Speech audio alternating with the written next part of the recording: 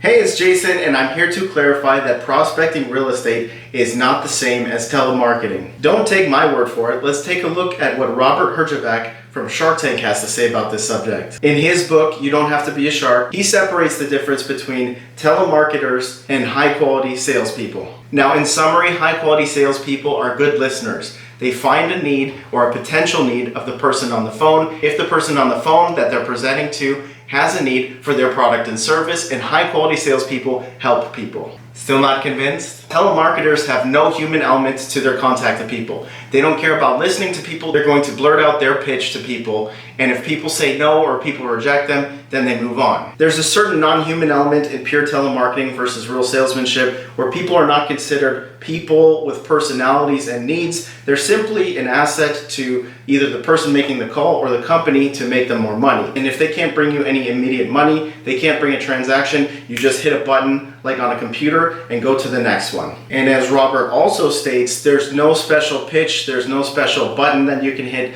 to make people buy your product or service, especially if they have no need for it. And even if you were able to manipulate somebody and get them to do something that they don't want or won't help them, it's dishonest. And let's face it, although you can make a lot of money doing it, it won't continue for a while. And the highest, most successful salespeople on earth really help people and they get to know people. Their approach is not this impersonal, robotic type of just sifting through millions and millions of people emotionless without leaving any sort of impact behind. So if you're ever approached by a salesperson, one quick way to spot if they're a telemarketer or if they're actually a quality salesperson is if they qualify you as a potential client. The simple but dramatically important difference between a telemarketer and a salesperson is that the salesperson probably does some work ahead of time to contact people from a population that most likely has a need that you have to fulfill. They ask questions to their potential client and find out what they need as an individual, and they find out if their product or service is the best for them. One simple example of qualifying a potential client is for me selling homes and representing people who buy homes. I call up a number and I ask, hey, do you know somebody who's looking to buy a home or maybe sell their home in the next 6 months?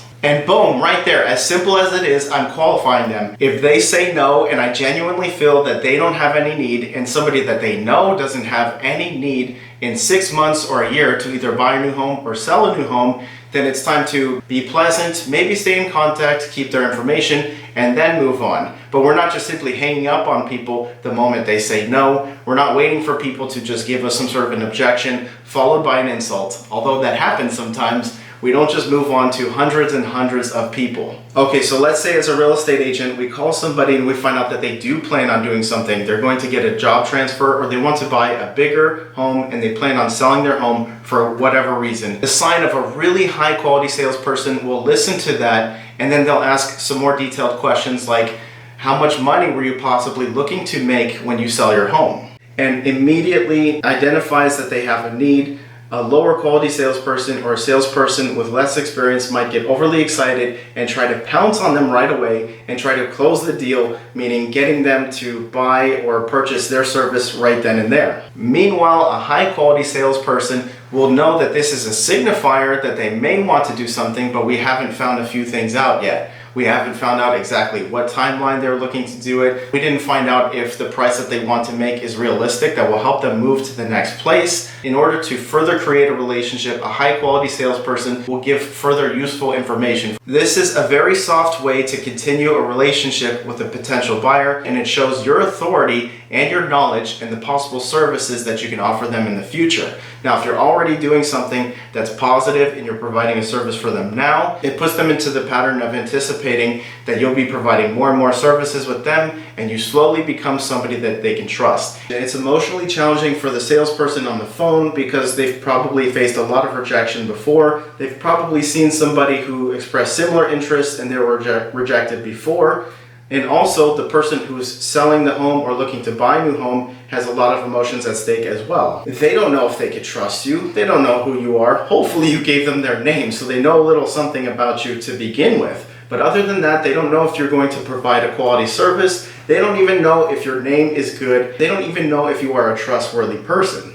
and you can follow through with what you promise. They really don't know if your product or service is going to benefit them or their business. All of this is very difficult to do from the cold caller perspective. It takes a lot of skill and a lot of practice to pick up a phone and quickly convince somebody on the other side that you're the most confident and most trustable person to bring a valuable service to them, especially when they didn't make any appointments, they didn't plan to talk to you, and before this they didn't express that they needed your product or service. It's very difficult to hone in on this skill, however, it is not impossible. It is a very effective and low-cost way of setting up sales presentations, which is great for somebody who's starting up something with not a lot of money, who wants to grow something that one day will be very large and a big business. If you don't believe me that simply picking up the phone and talking to another human being is effective, then take a look at large companies that do this every day and have teams of people and reaching out from business to business, selling their product to other people to make sure that they already have a good pipeline of sales. However, in business, you constantly want to improve upon your sales and you're always bringing in more cash flow month over month.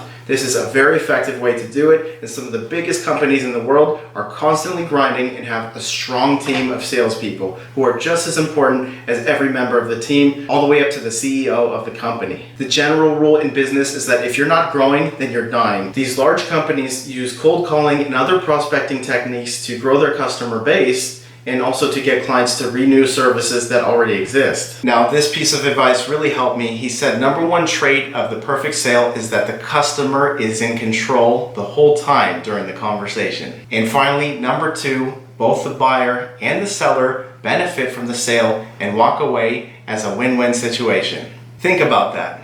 When I first heard that, my mind was blown, because in real estate, there are tons of sharky people out there who make a lot of money and they're very aggressive. And if you ever do a deal with them, you'll find out that they're not very nice and they like to take things, they like to take over and take control. And although it's fun to idolize people like that, the really most successful people don't stress all the time and they're not always bullying people, they're helping people.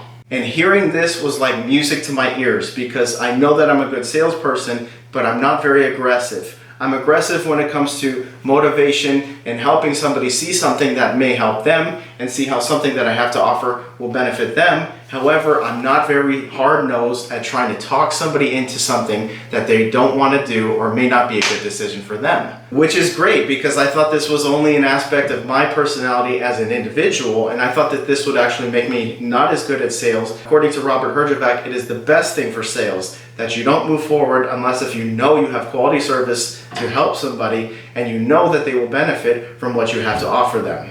I cannot tell you how much of a relief this is for me, knowing that when I'm reaching out to people, unless if I could bring them the best service possible, and I know it, I investigate, I need to find out person by person basis, because I'm not a perfect match for everybody.